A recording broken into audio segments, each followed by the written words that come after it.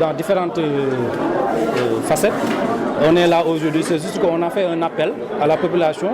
pour qu'elle vienne. On va leur expliquer donc le déroulement du travail et l'achèvement des travaux du forage de Mbacké. Et l'État a pris l'engagement de faire un forage pour Mbacké. Et donc le financement et les travaux sont déjà écoulés. Raison pour laquelle on fait appel. Oui, on a eu ces échos, mais on a eu donc cette information avec une autorité de l'État. Donc, l'inauguration se fera donc, dans le mois de décembre. Raison pour laquelle on avait fait appel à la population pour leur donner des explications concernant les factures impayées, mais aussi un accueil et remercier l'État du Sénégal qui a pu construire cette forage-là pour les populations de Mbacké. Et c'est évident pour qu'on puisse donc faire appel à la population, leur donner des explications concernant les factures impayées, mais aussi de leur expliquer, c'est eux qui ont porté ce combat jusque-là.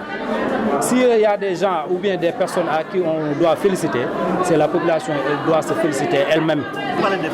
Parce qu'il y en a qui disent que les factures donc impayées, on va les payer. C'est faux. Les arriérés. C'est un faux débat. Ce n'est pas des arriérés.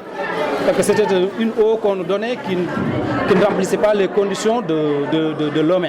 l'Organisation mondiale de la santé. Donc on a traduit cette affaire-là au niveau de la justice sénégalaise. Non, on ne crée rien. On ne va pas payer ça. C'est juste qu'il y a des gens qui évoquent cette thèse-là, cette possibilité, et qui sont en train de faire peur à la population, certaines populations qui n'ont pas la bonne information, raison pour laquelle, et c'est l'obligation à l'association d'inviter les populations à qui on était allé les rencontrer et de leur dire les problèmes de l'eau. Arrivé à ce stade, c'est normal qu'on les appelle ici et qu'on leur donne la bonne information, juste et vrai. On ne va pas payer cette eau. Mais c'était de bonne guerre, hein, et c'était normal quand même, parce que eux, ils pensent et ils savaient pertinemment que Mbacké faisait des villes qui nous sommes les gens qui payent le maximum. Et raison pour laquelle, eux, pour combattre ce combat avec nous, ils ont pris cette attitude-là de ne pas brancher ceux qui veulent des branchements dans leurs maisons respectives. Et c'était normal. Mais si l'eau arrive à Mbacké, ils sont obligés de faire des branchements. Et c'est évident quand même. C'est évident qu'ils le fassent. Mais c'était de bonne guerre, hein? C'était de bonne guerre. Parfois, c'est comme ça. Tu donnes des coups et tu reçois des coups. Mais jusqu'à présent, ils ne font pas de branchement. Oui, parce que ce n'était pas encore officiel. Si le forage est officiel et inauguré, ils sont obligés, avec la commune, pas de croyer. Ça sera une chose faite. Et ce sera une obligation. Qui croient, qui disent aux populations, c'est eux qui ont investi leur argent pour que l'eau vienne. Et c'est faux, et c'est archi faux. C'est l'État qui a injecté son argent. Il n'y a pas l'argent d'un Sénégalais qui a sorti son argent de sa poche pour financer le forage. Et c'est faux. C'est l'État qui a donné ces 22 milliards pour venir en aide aux populations de Mbacké. Oui, il y en a qui le font, hein, et les gens le savent, hein, et le connaissent. Hein. Ils sont d'ici. Hein, et c'est eux qui voulaient aussi rencontrer les élections locales passées. Et ils voulaient politiser l'association And Soppi Ndoxu Mbacké. Ils ont même allé à créer une autre association du nom de l'association And Soppi Ndoxu Mbacké Bawal. C'est du n'importe quoi. Des gens qui ne vivent même pas en Mbacké. Et c'est de la tricherie. Merci frère. waaw ndaje mi dafa nekk rek loo xamante ne nii lu munta ñàkk la ndax dañoo sumboon benn xeex ci turu And Soppi Ndoxu Mbacké juste pour ñu changer ñu ndox mi ñu tàmmoon a dem ci askan wi di leen wax ni leen bu kenn fay ndox léegi nag yàlla def bi ñu waxee bu kenn fay ndox ñu defaral ñu ndox mi ci tënk ba ndox mi baax ba mel ni mu war a mel ñu war koo inaugurer ci fin d'année bi lañ ñu waxoon kon c'est au mois de décembre léegi nag ñu war a woowaat askan wi xamal leen ni leen inauguration ndox mi c'est au mois de décembre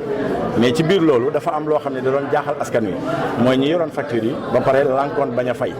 ñii jàpp ni bu ndox mi ñëwee danañ fay ñii jàpp ni bu ndox mi ñëwee am na nu muy demee sax te ñu defal leen ko ay moratoire ak yu demee noonu léegi nag mbaar moo gis day am ay keno ginnaaw yàlla dogal na ni ñun ñëw ngànkoon xeex bi nekkoon ci di dem ak a dikk jaadu na comme ñoo doon wax askan wi bu leen fay jaadu na aussi ñu woowaat askan wi rassurer leen xamal leen ni leen facture yooyu fi ñu teg ni duñ ko fay ci volet juridique bi lañ ko teg mooy dañu am benn avocat mu koy nuyu de passage muy maître Gawane Fall boo xamante ni nii moom moo gagné procès bi ci tribunal des grandes instances bu Diourbel ban génneel ko ordonnance buy wane ni Mbacké waratuñu fay ndox loolu nag ku ci amul accès mënoo koo xam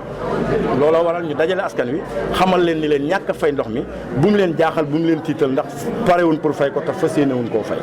boo déggee ma naan duñu fay mooy li nit ñi wax ci foofu la ñuy tontoon ndax nit ñi dañ ni li ñu consommé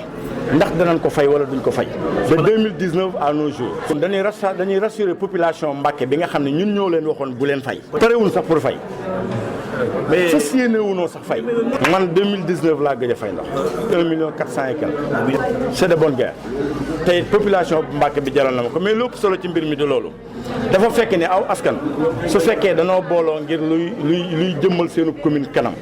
damay lancer appel ci lu mel nii ndax ndaje mi mënoon naa weesu lii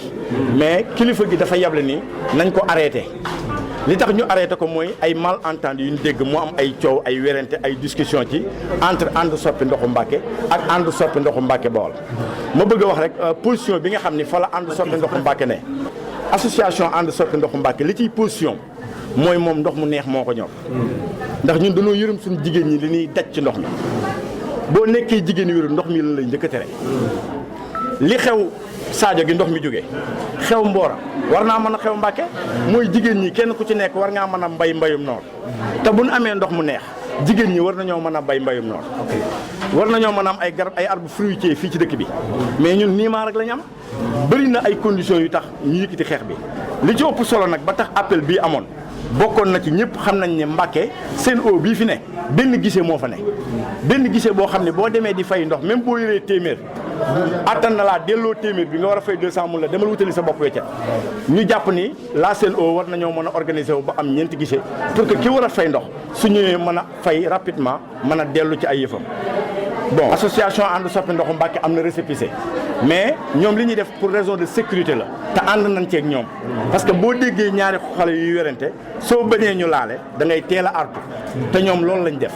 dafa fekk ni dañoo bëgg rek responsabiliser askan wi xam ni fu xeex bi àgg ñoom la man xeex bi du ma ci dara sëñ May du ci dara ndax ñun ñii fii wax ñëpp yi même yow miy wax ak man benn robinet rek nga am wax ji li muy réer yëpp kenn ku ci nekk benn robinet rek nga am sa kër man mënumaa wax a wax ba bu ndox mi neexee ma am juróomi robinet kon donc comme benn robinet rek laa am yow mi téewoon sa facture lànk bañ a fay na la leer ni bu fekkoon yaa ngi continuer di fay ndox mi du ma sa sotti sa ñàkk fay moo tax ndox mi baax looloo tax ñu jàpp ni bu ëllëgee kala waxoon bul fay ba tax fayoo ba tax ñu defaral la ndox bu ëllëgee bu inauguration jotee danoo yaakaar ni ci ginnaaw kooku nga war a àndal dem inauguré ji te kooku benn itte la am mooy ki nga xam ne moom mooy le président de la république jël 23 milliards def ko ci ndox mu mel nii jàpp nañ ne askan wi war nañ koo mën a wax jërëjëf. li tax ñuy bañ politique bi nag mooy dañoo gis ni dañoo tàmm ci réew mi su événement yu mel nii amee ñu jël ay car def ci nit solal leen ay tiset di leen tàccaloo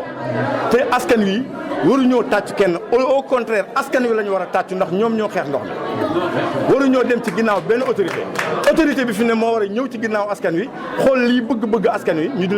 leen ci kii li jeexal woote bi nag mooy dañ leen a woo ci lii rek waaye xaar leen yéen askan wi xaar leen te xam ni buñ jugee ci ndox mi ci mois de décembre dañoo bëgg hôpital de niveau 1 bëgg pàkk lu jëm. dañoo àndoon nag waa ànd soppi ndoxu Mbacké di xeex ak ñoom depuis 2009 lañ àndoon ak ñoom di xeex ak ñoom bi ñu àndee ak ñoom di xeex ak ñoom nag depuis boobu ba tey bañ ñëwee ba convaincre ñu wax ñu li nga xam ne moo nekk ci ndox mi ñu fekk si leen ci te gis nañ ko bu baax ndax ndox mi soo si tabaxee sa kër sax ndox mi du da koy yàq kon nag lu yàq tabax waxantuma la ak luy jëm ci biir ak ci ñam di ci sant nag sunu papa ji Mabé Ndiaye di ko sant bu baax di sant sunu honorable bi taxaw ak sunu honorable Fatmata Diop di sant ànd sopp ndoxu Mbacké ñëpp nag bàyyiwuñu kenn am na bu baax a baax ndax ñun dañ koy gis loolu lu am la moom fas yéene wuñ koo fay duñ ko fay parce que joxuñu ndox mu baax moo tax duñ ko fay bu ñu doxoon ndox mu baax ñu fay ko ñi ngi xaar duñ leen di conseiller mooy ñun ñu fay woon facture yi ak ñi fay ñëpp dañuy am ci ndox mu neex mi te duñ ko fay te duñ ko mas a fay ñun ñu ngi ci derrière ànd soppi ndoxu Mbacké rek di sant nag suñu président de la république ñu ngi koy sant bu baax ndax lim financé ci ndox mi wax dëgg yàlla kenn amul fayam ñu ngi koy sant nag sant bu commencé ci suñu maire Gallo Ba ñu ngi ko ci sant bu baax nag sant suñu maire bu baax. man la soxna Ramatoulaye Cissé bàjjenu gox Daaru Salaam nekk tamit chargé de mission ministre de la femme man damaa am kontaante ba mënumaa wax parce que xeex bii dañ ko doon xeex te wéet ci ndaxte bi ñu nee nañ bi sëñ May Seck ñoom ñëwee ne buñ di fay ndox am na ñoo xam ne jaaroon nañ ci suuf ne loolu mënta am kon nag suñu àndeek ñoom di xeex xeex bi ba tey jii ñu yëg ne forage yi pare na kon tey dañoo am mbégte am nañ mbégte mu rëy a rëy xeex boobu ñu doon xeex nag tey jii lañ gën a war a takku ndax li tax ñu gën a war a takku mooy am na ñeneen ñu nekk ci suuf bëgg nit ñi fay seeni facture bëgg di yàq googu ñu doon def ca début ba léegi ci lañ nekk mais mënuñu ci dara parce que lañ nekke woon ca lañ nekk ba tey man en tant que bàjjenu gox laa fi taxawe kenn ku nekk xam na ne ndox mu naqari mi baaxut jigéenu wéru bu dem hôpital boo visitoo sa premier visite ñu ne la bàyyil bul naanati ndoxum robinet mi ngay jënd sa ndox mu neex di ko naan ndax ndox mi da lay may xorom dañuy dem ba naan la yow ndox mi bul ci sax sangooti sax ndax boo ci sangoo ba tey xorom si da lay dugg kon nag suñu gisee ñu ko jàppale xeexal ñu ko ndax ndox mi ñëpp a xam ne baaxut ndax loo xamante ni biñ ko analyser buñ génnee grain yi teg ko fee sax foofa du am ñax du fa sax kon xam nañ ne baaxut kon nag ñi ngi leen di sant di leen gërëm ànd soppi ndoxu Mbàkke ñi ngi leen di sant di leen gërëm tàmbalee ko ci Mabéye jëm ca kaw mbooleem ku ci nekk ñi ngi lay gërëm di sant président de la république moom mi ci def 22 milliards am ñoo ngi koy sant di ko gërëm ndax xeex bi lu metti bu ñu defalutoon forage dañuy xeex ba mujj ñu taxaw rek di seetaan di sant nag suñ ministre maire Gallo Ba parce que lépp ci la bokk jërëjëf